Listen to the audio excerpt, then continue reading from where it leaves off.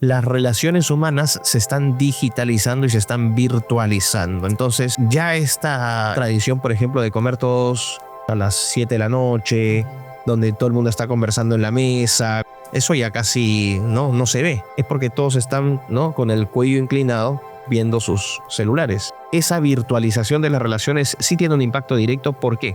Porque también se expresa en el cuidado de los hijos. Lo que han hecho muchas madres, algunas por necesidad, porque no tienen con quién dejar a sus hijos, es que la tablet se convierte en la nana. Es una relación que, si no está controlada, es muy perniciosa.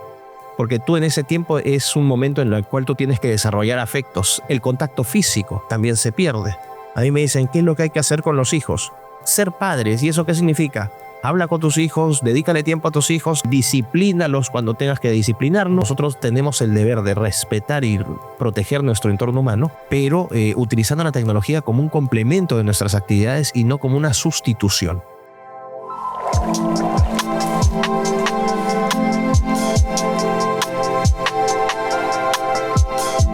Hola a todos, ¿cómo están? Esperamos que estén bien. Estamos súper felices de poder compartir este espacio en este día con Miklos Lukas. Gracias, Miklos, por estar con nosotros un año más, por habernos guiado. Miklos es académico peruano en la filosofía de la tecnología y ha ido desarrollando diferentes temas. Uno de ellos es el transhumanismo, aunque no es de lo que vamos a hablar hoy, pero lo menciono porque él nos ha traído su material, que es su libro Neoentes, en el que habla específicamente de este tema. Así que lo pueden encontrar en Amazon, ¿cierto? En Amazon, sí. Y en Mercado Libre, en Buscalibros, en varios lugares. Entonces, en todas las plataformas, sobre todo para los que están en Perú y nos están viendo desde Perú, lo pueden encontrar de muchas más fuentes. Y aquellos que estéis fuera, en Amazon va a estar disponible. Os recomiendo de que lo puedan conseguir porque es un material súper valioso y súper importante que muchas veces quizás es un tema que ignoramos, pero es algo que va a pasar. Así que los animamos a que se puedan informar. Miklos, en esta mañana hemos estado expuestos a diferente tipo de contenido enfocado a la familia. Tú ayer nos dabas una clase magistral de justamente de lo que es tu fuerte de la filosofía y la tecnología. Y hoy vamos a hablar en mayor profundidad de inteligencia artificial, un tema muy común, muy hablado a día de hoy, pero obviamente uno escucha inteligencia artificial y piensa en ChatGPT, ¿no? Por favor, disculpa que empiece desde lo banal, pero definitivamente hay mucho más detrás y mi pregunta es, ¿hasta dónde deberíamos temerle a la inteligencia artificial y hasta dónde deberíamos familiarizarnos y verlo desde una perspectiva utilitaria y no como una amenaza? No sé si nos puedes dar un poco más de contexto porque definitivamente hay mucho más que ChatGPT hablando de esto. Bueno, no hay que tenerle temor a la inteligencia artificial, sino a los seres humanos que producen, programan, supervisan, alimentan con información a la inteligencia artificial. Wow. Ese sería el primer punto. Es decir, la inteligencia artificial es una tecnología que aún sigue siendo controlada por el hombre. Y de alguna manera eso debería ser una luz de esperanza, que se mantenga bajo el control del humano, porque si esa relación se invierte, ahí sí podemos entrar en problemas. Ahora, la inteligencia artificial es una tecnología compleja, es una tecnología que en realidad es un gran paraguas para un subconjunto de tecnologías que tiene múltiples aplicaciones. Como señalaba en mi presentación, puedes tener inteligencia artificial de corte tipo drones, tipo automóviles autónomos, algoritmos financieros, procesamiento de lenguaje natural, reconocimiento facial. Es decir, es una tecnología con múltiples aplicaciones en todos los campos de la vida del ser humano, desde la medicina, la ingeniería, la estadística, la investigación, en todos los ámbitos de la vida del ser humano, en todas las actividades económicas, sobre todo, puedes aplicar estas tecnologías.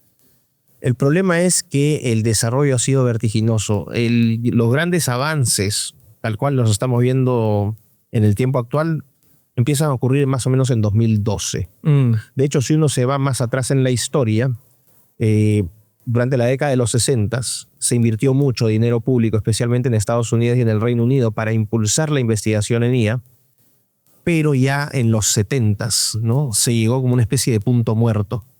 y los gobiernos de estos países congelaron los fondos y se entró un periodo que se conoció como el invierno de la inteligencia artificial, donde no se hizo nada porque se perdió la esperanza de que esa tecnología realmente pudiera ser lograda, ¿no? Básicamente se aspiraba a replicar ciertas capacidades cognitivas del ser humano.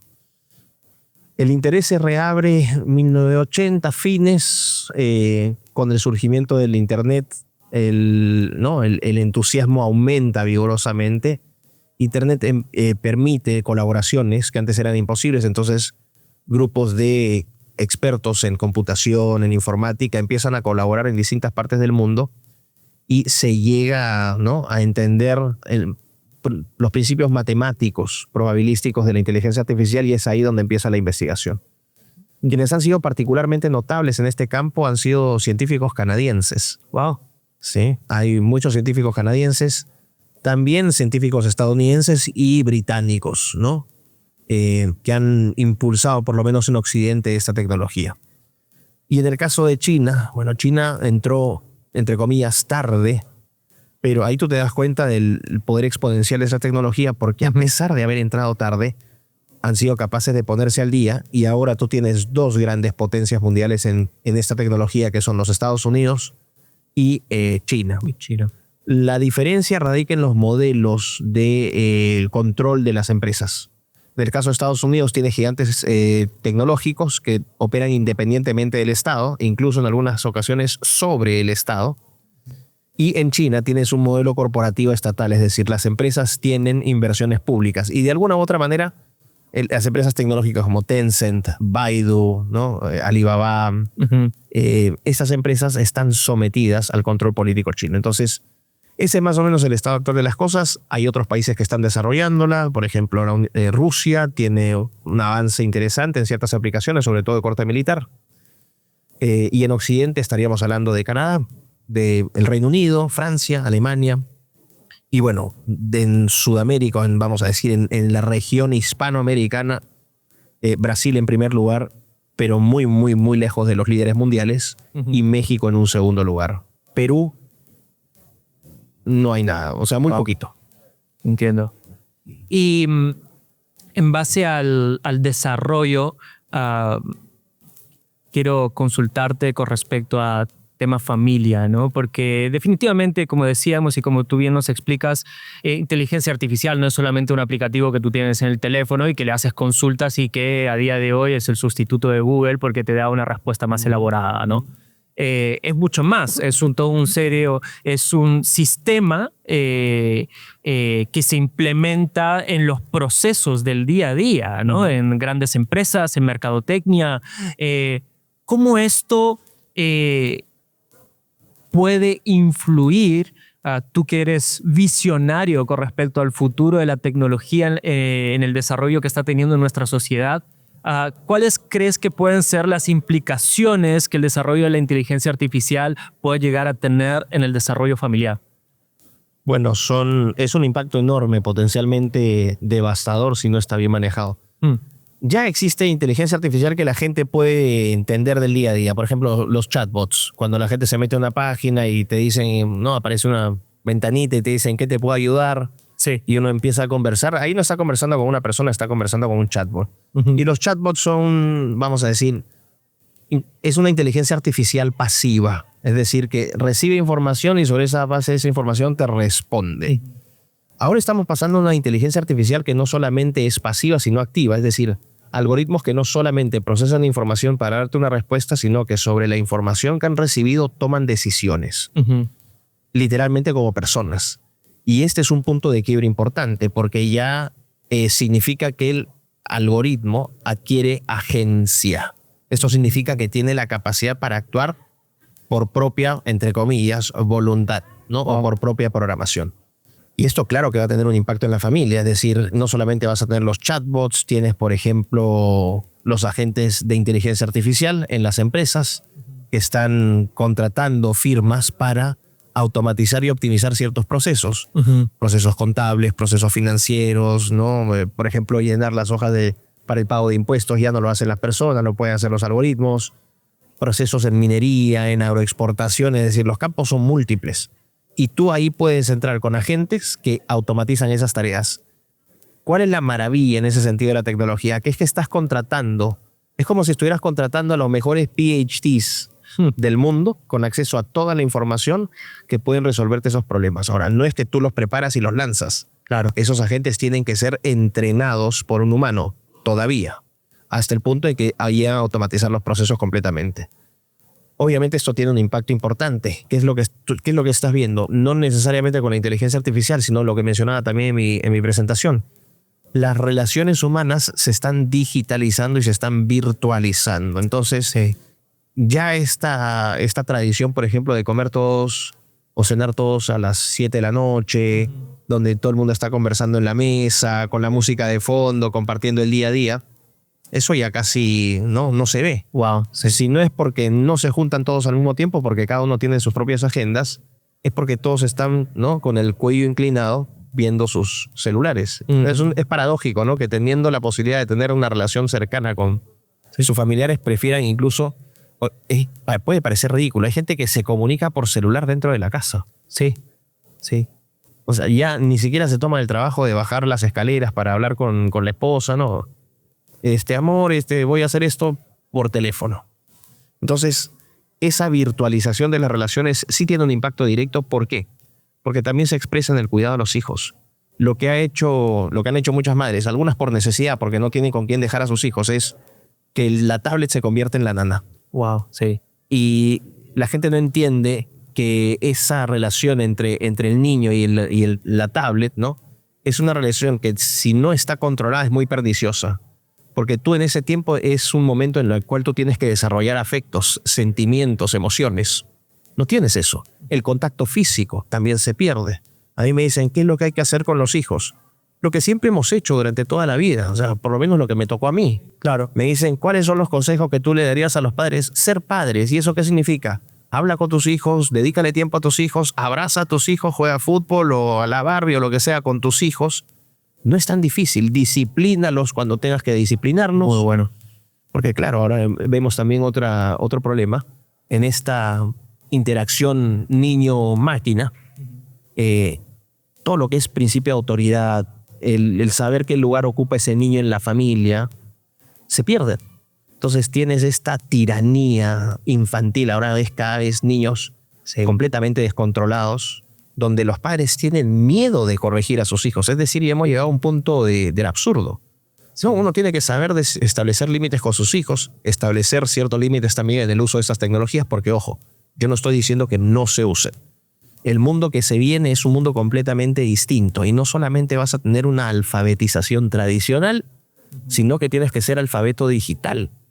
Y los niños tienen que saber manejar estas tecnologías. Se tienen que adaptar a un mundo que va a ser distinto al nuestro, pero sin perder ese componente humano. Yo no estoy en contra de las tecnologías, yo estoy en contra de la deshumanización producto de las tecnologías. Nosotros tenemos el deber de respetar y proteger nuestro entorno humano, ¿no?, y nuestra condición humana, pero utilizando la tecnología como un complemento de nuestras actividades y no como una sustitución.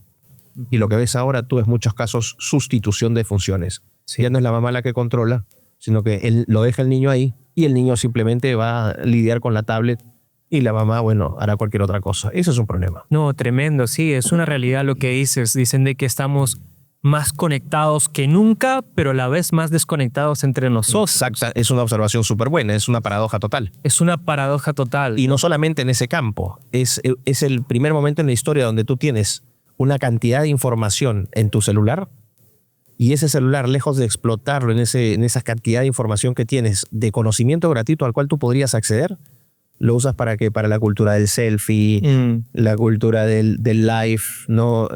Pero totalmente superficial. Entonces, y esto es una realidad triste, pero es una realidad. Ya se han presentado algunos trabajos científicos, académicos, que demuestran que las dos últimas generaciones, por primera vez en la historia, son cognitivamente inferiores a las anteriores. Wow, eso es verdad. Es una paradoja terrible, es decir, tuvieron más acceso a la información y se volvieron menos capaces. Sí, menos capaces por no usar otro término, ¿no? O sea, definitivamente estuve leyendo yo también al respecto y es preocupante, es preocupante. También estuve viendo estudios de la falta del desarrollo cerebral por el uso de la inteligencia artificial, porque hoy en día hasta la suma más sencilla La hacen por computadora. la hacen por computadora, y más con la inteligencia artificial que te lo dice todo. Entonces, el uso quizás no ético de la inteligencia artificial va a ser todo un desafío de aquí al futuro, ¿no? En este caso no sería no tanto ético, sería poco ético de los padres tercerizar su responsabilidad, pero Claro. en este caso no es que el uso sea no ético, sino yo diría es un uso incorrecto.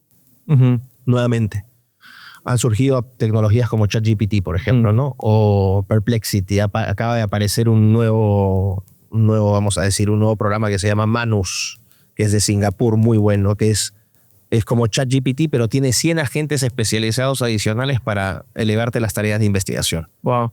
El problema no es usar la tecnología, yo la uso. A ver, yo como investigador, en vez de estar, ¿no?, buscando en la biblioteca con fichas o incluso en la computadora de manera digital, yo ya no tengo que hacer eso. Me ahorro un montón de tiempo porque simplemente pongo, quiero que me listes, ¿no?, 20 papers publicados entre tal año y tal año que hablen sobre este tema particular, ¿no?, y que sean de alta citación.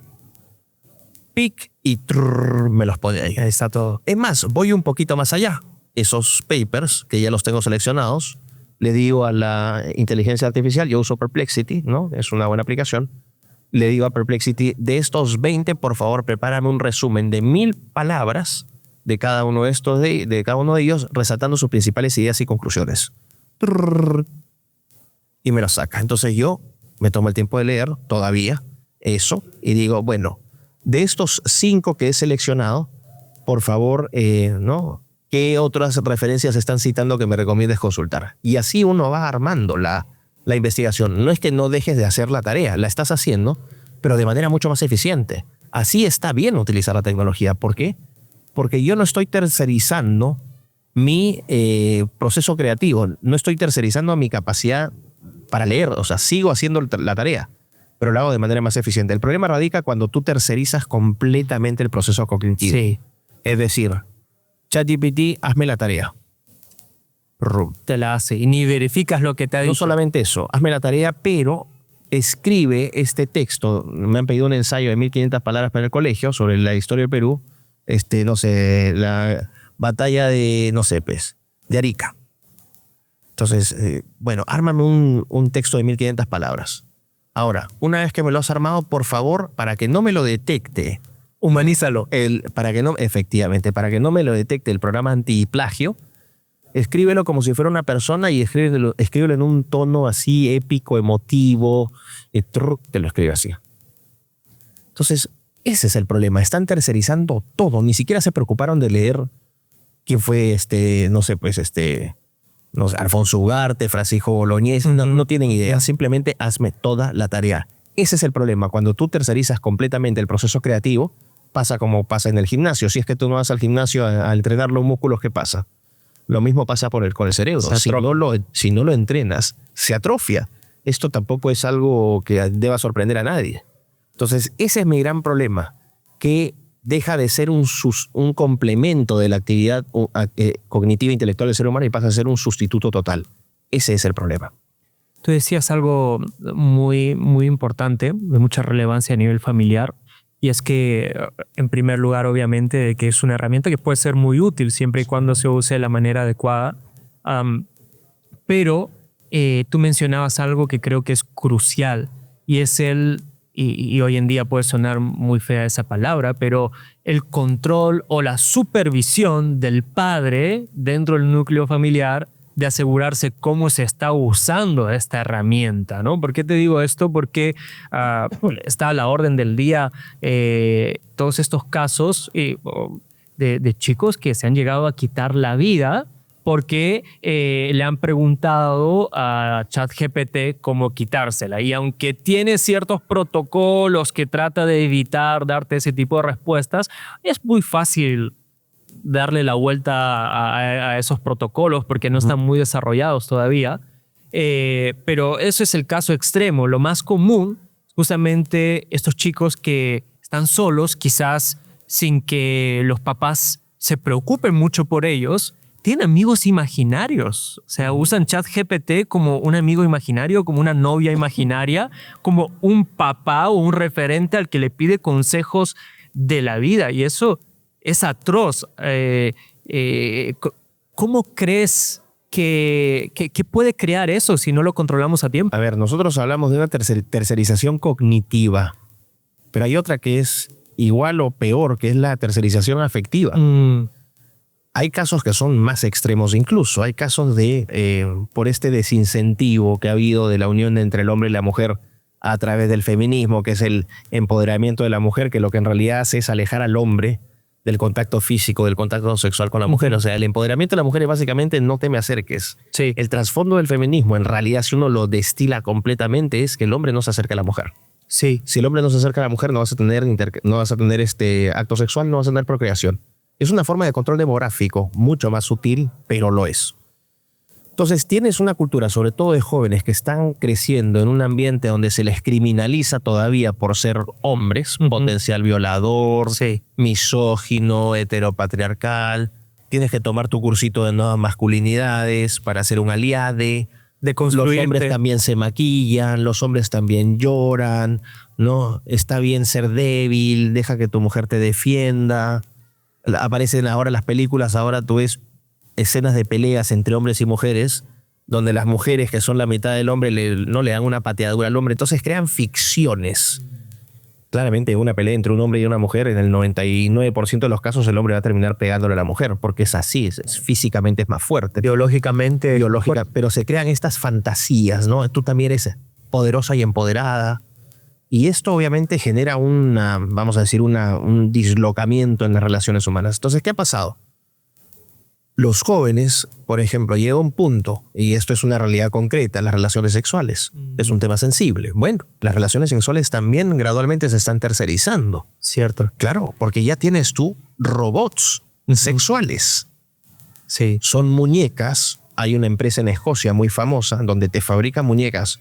Tú las mandas fabricar con el color de pelo, los ojos, el tamaño de los bustos, todo.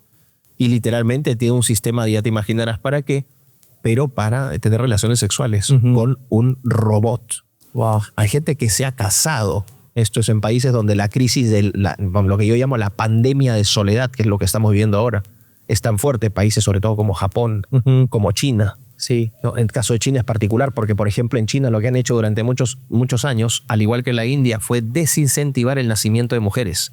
Sí, porque eran vistas socialmente como, ¿no? y económicamente menos productivas. Sí. Entonces, claro, en China simplemente los padres voluntariamente mandaban a abortar a la niña. Correcto. O en la India, que es aún más extremo, que tiene tradiciones, por ejemplo, el doti, ¿no? La dote, que la familia de la mujer tiene que pagarle a la familia del esposo por el trabajo que va a hacer el esposo para mantener a esa mujer toda su vida.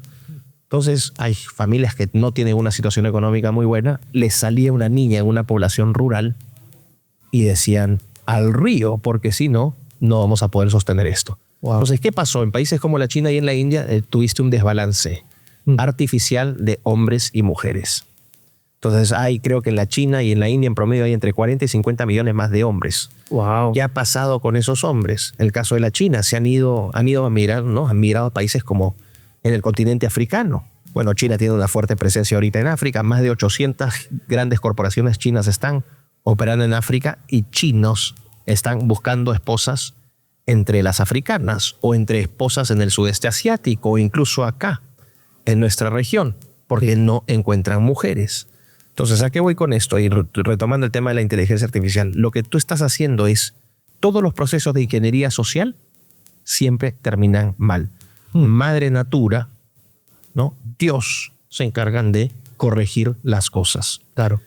En el caso de la tercerización afectiva, ¿qué es lo que está pasando?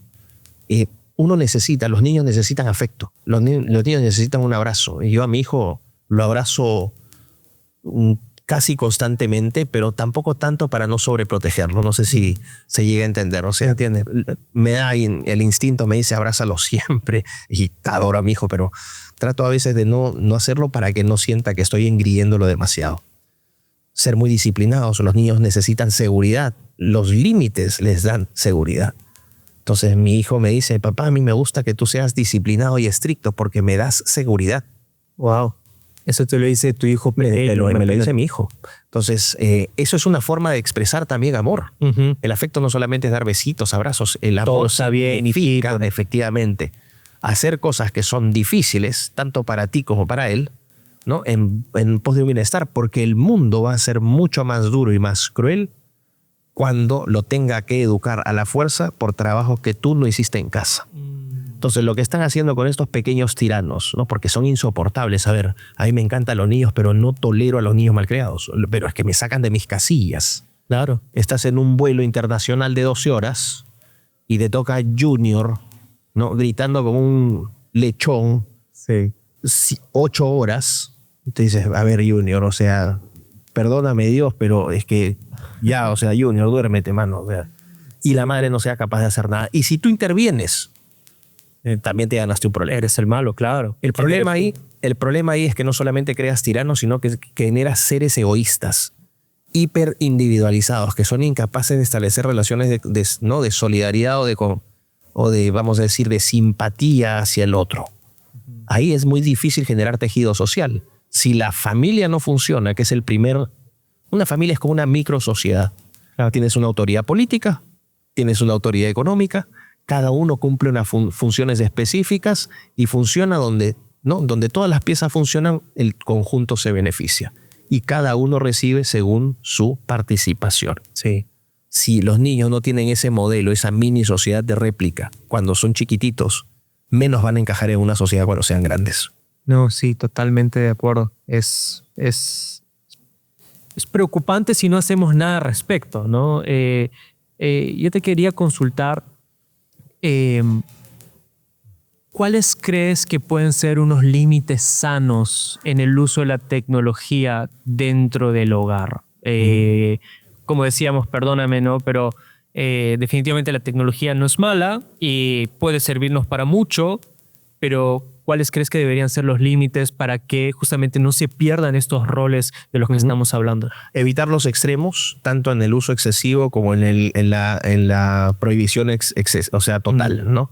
Okay. Y digo esto porque los dos extremos son malos. El primero por todas las características que hemos hablado y el segundo porque estás creando un analfabeta digital en el siglo XXI. Es decir, los padres de familia tienen que entender, y esto lo resalto, que el mundo que viene en 20, 30, 40 años va a ser completamente distinto a lo que hemos vivido. También lo señalaba hoy en mi presentación.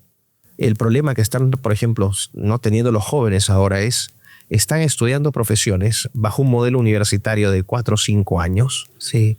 4 o 5 años es una eternidad ahora. O sea, en 4 o 5 años el mundo cambió completamente. Sí. Entonces es como que sales con un título que, claro, podrás colgar el diploma en tu pared, pero no te va a servir para nada. Exacto.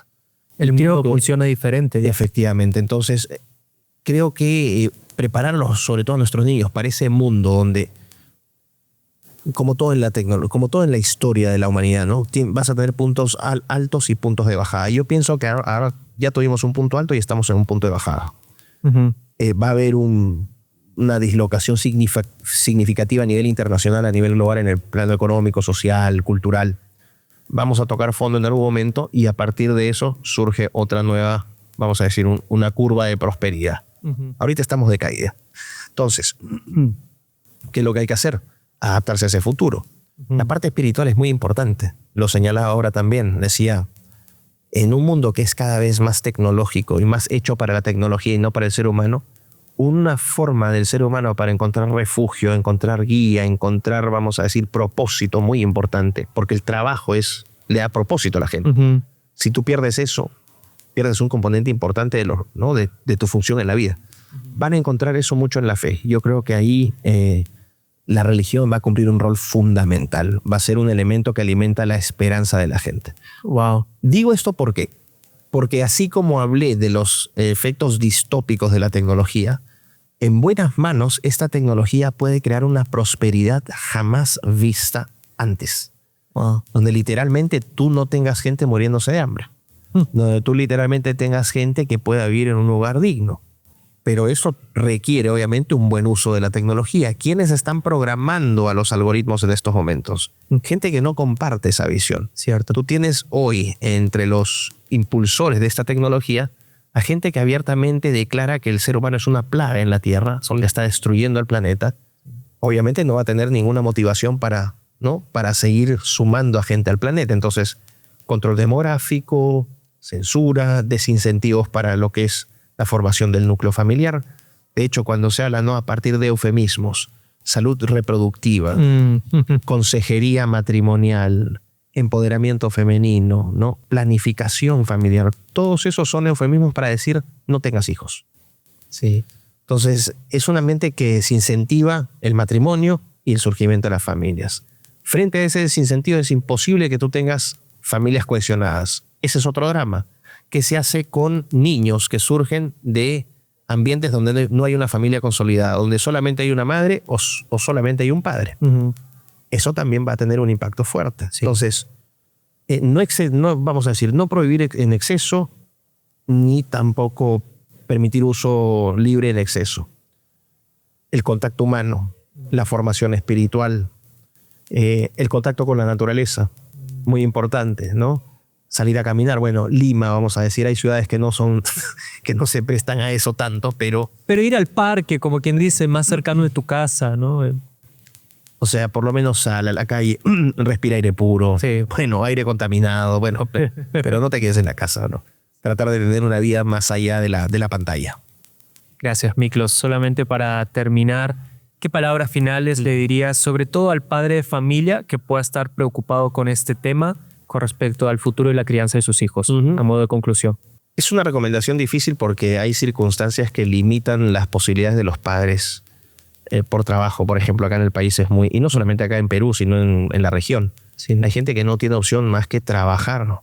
Los padres, padre y madre, no tienen con quién dejar a los hijos. Los dejan con las abuelas, con las amigas. O sea, algunos incluso en comisarías. Una locura. Porque no tienen los medios, ¿no? Pero yo diría, dentro de todo, dentro de sus posibilidades, creo que es un deber moral, ¿no? Capacitarse en estos temas. No tienen que ser expertos, pero tienen que entender cómo funciona esa tecnología, qué es lo que trae y cómo esa tecnología va a afectar su vida y la vida de sus hijos. Es fácil recomendar esto. El problema es que a las personas a las que les recomiendo esto lo hagan. Entonces ya no está en la cancha de uno decir que se tiene que hacer, sino que lo que hay que hacer es capacitarse sobre una tecnología que va a cambiar nuestra forma de ver el mundo en los próximos 3, 4, 5 años y que va a cambiar el mundo completamente en unos 15, 20. Genial. Gracias, Miklos. Gracias, Nico.